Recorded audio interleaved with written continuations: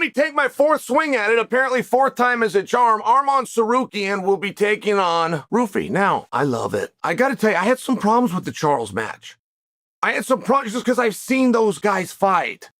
I've seen them before. Then there was talk that there was going to be no BMF. They're going to move to 5 rounds. Like, we were very close with some of the information that we had. And we got the 5 rounds down, for example. It does appear to be a true number 1 contenders match. But this is a very big deal that Arman and Ruffy are now. So maybe, just maybe, they were going to do Oliveira versus Arman Tsarukyan too. I thought that was the most logical matchup to make for Arman Tsarukyan's comeback. I mean, he's made himself into a star outside of the octagon over the past year. So I thought they would maybe capitalize on that with a super matchup for Arman Tsarukyan. I never thought he was going to get a title shot in the lightweight division, though. But I don't think this is a situation where Oliveira pulled out. I don't. I think this is a situation where Oliveira has been told, you're fighting Justin Gaethje in November at Madison Square Garden in the main event for the Undisputed Lightweight World Championship. But I'm really bitter about Arman Tsarukyan versus Mauricio Ruffy. I like Ruffy. He's number 7 in the world. This is still a major matchup. It's going to be a big... To go back to the fact that it is 5 rounds, are you going to need all 5 rounds? Is this an opponent that you're going to finish, do you see, or do you think you're going to get to 25 minutes? I don't need 25 minutes. I'm going there and make it job easy and quick. So because my dad back he's at home and he doesn't wanna. I don't want him to be nervous, so long. I wanna make it as soon as possible and quick. Arman, can you beat Mauricio Ruffy? Yes. Are you going to beat Mauricio Ruffy? Yes. Are you the rightful number 1 contender? Yes. Are you going to be announced the number 1 contender?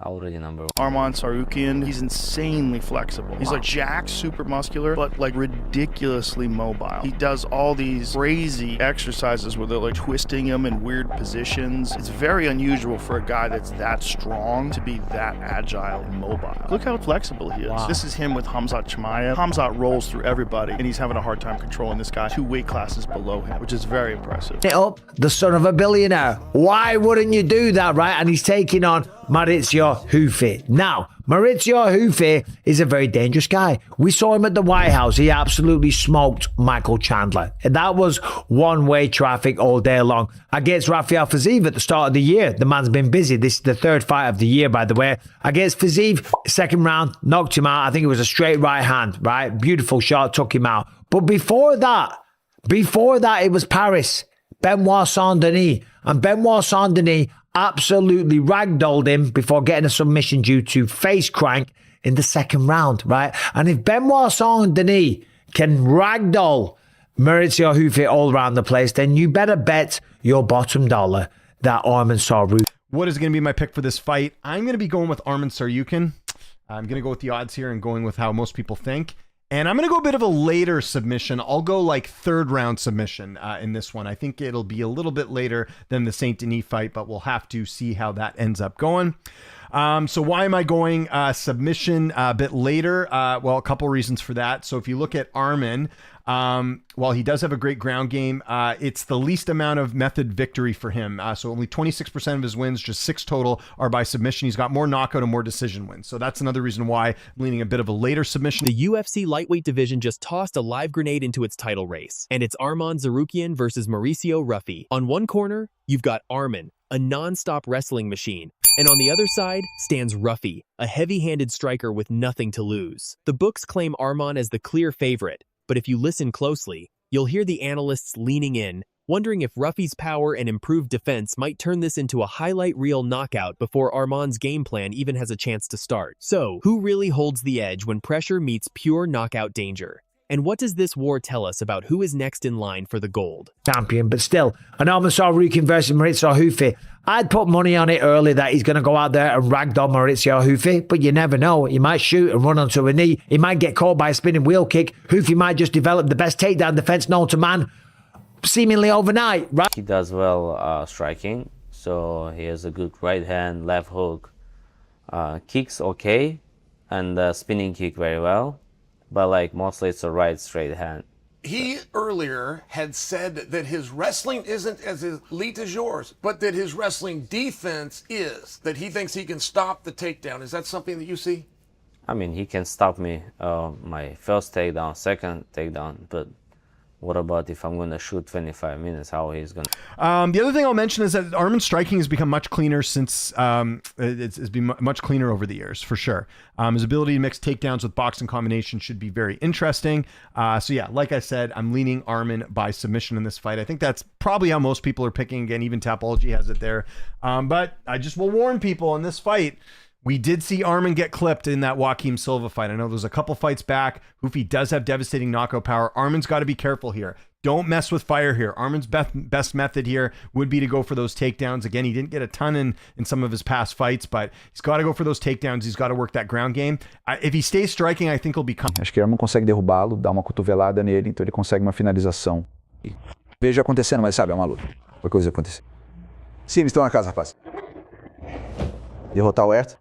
Como se Arman fosse conseguir derrubá-lo e fazer a mesma coisa. É o que eu acho. Jorge Masvidal doesn't spell it out for you, but there is a confidence in his voice when he talks about Arman's control and about what happens once the fight hits the mat. Elbows, pressure, and the moment when a grappler turns survival into a finish. He won't outright say submission, but he sees the sequence playing out in his head as he describes it. But regardless, Masvidal knows fights can always flip on a single strike. But when it comes to Arman, he is pointing at a grappler's endgame.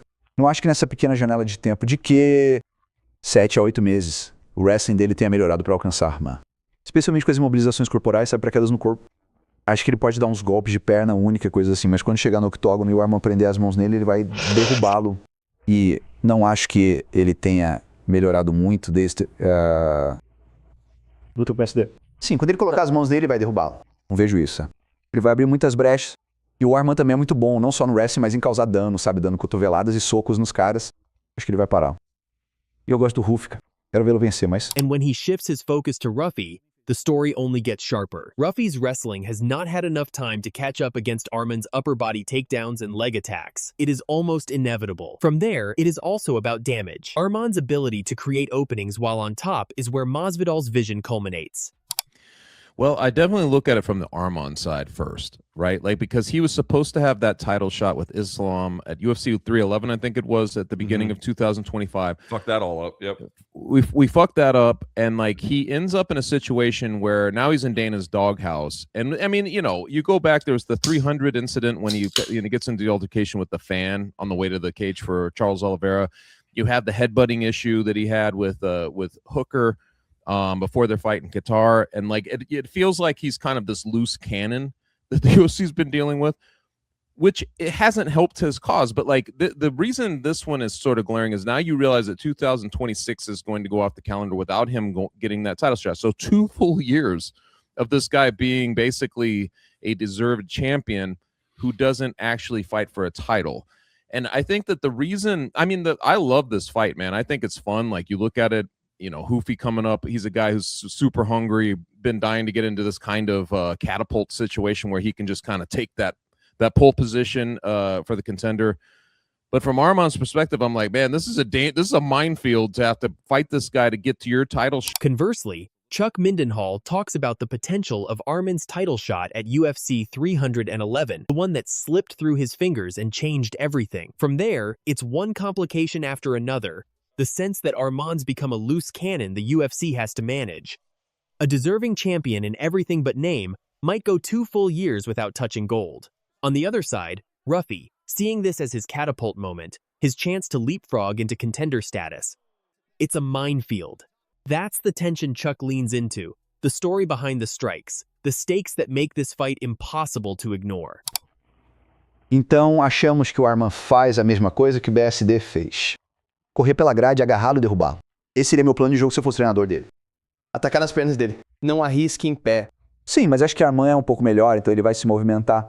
Ele não é como o BSD, sabe? Ele tem mais ferramentas. Ele sabe chutar, sabe socar, vai dar umas fintas. Ele vai se movimentar. Ele vai misturar as coisas, então bom encontrar sua abertura. Sim, quer dizer, acho que Arman deveria ser o favorito nisso. Sim. Sim, ele é o grande favorito. Ele tem menos 305. Droga. Grande favorito. Porque sofre. 2-1. Ah, mas 305. Bom. Essa é minha cidade. 305. Sim. droga, talvez tenha que apostar. Quer dizer, ele fez um ótimo trabalho contra Chandler, parando quedas. Ele fez um ótimo trabalho em rasgar aquele corpo. Dustin Poirier does not overcomplicate the fight. The blueprint is clear. Like BSD, Arman must get in on the legs and drag Ruffy down early. He may use a range of techniques in his arsenal before snapping for the takedown. For Poirier, the path is clear. Mix it up, stay patient, and once Arman gets his hands on Ruffy's legs, the fight tilts his way. Of course, and then you bring Mauricio Ruffy in. It's a totally different style fight, but a very interesting one. And I get that Ruffy has never gotten a title shot yet. I get that, you know, he has a big deficit on the ground, and Arman's probably going to be able to exploit that, take him to the ground, as long as he can stay safe on the feet.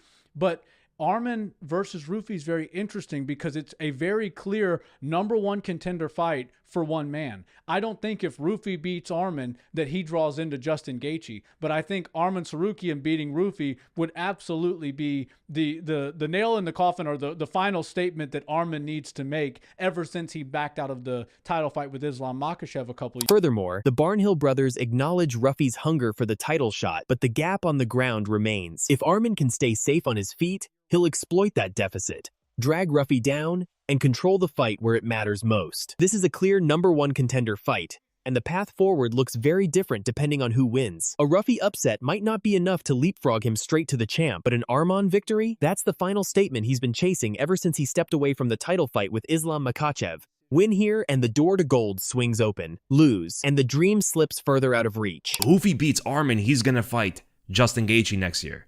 As unlikely as that is, let's be honest here, this is probably going to be a very one-sided fight, stylistically. After seeing what BSD did to him, this fight against Arman, it's going to be bad, man.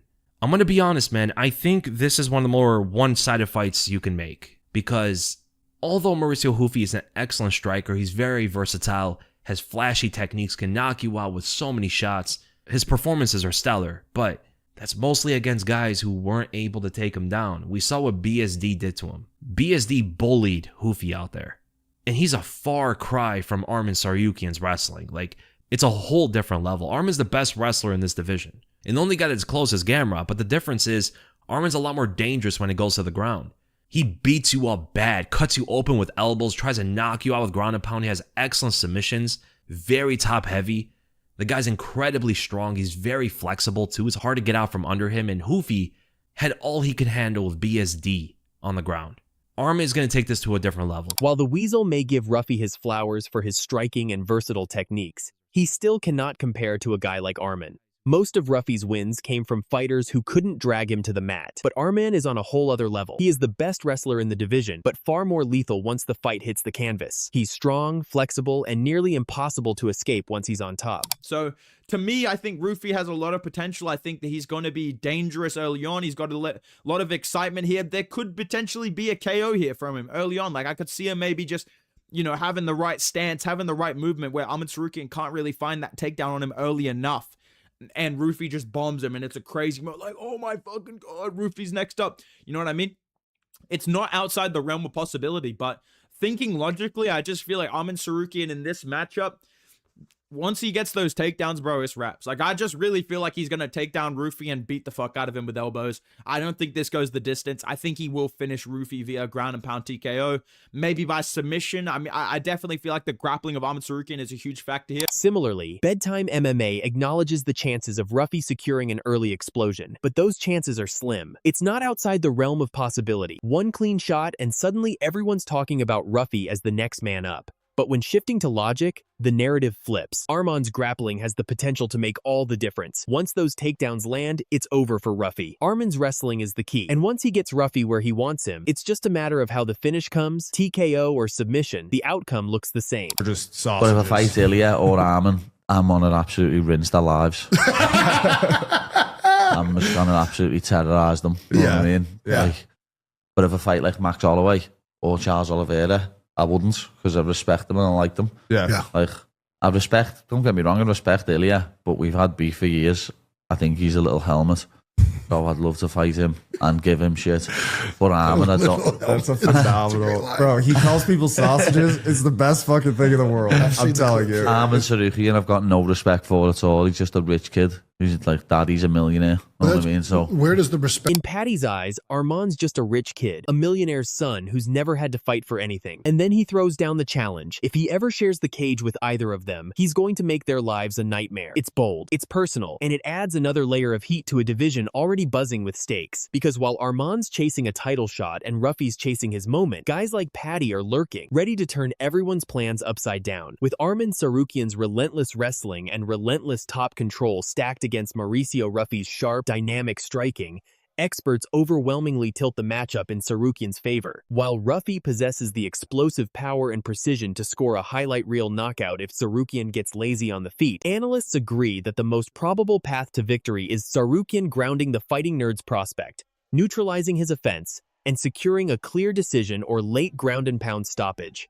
If you enjoyed this breakdown of the experts' picks for Tsarukyan versus Ruffy, hit that like button and subscribe to the channel for more UFC fight breakdowns and betting analysis. Who's taking the win in your book? Does Arman drag him to the mat, or is Ruffy landing a knockout highlight?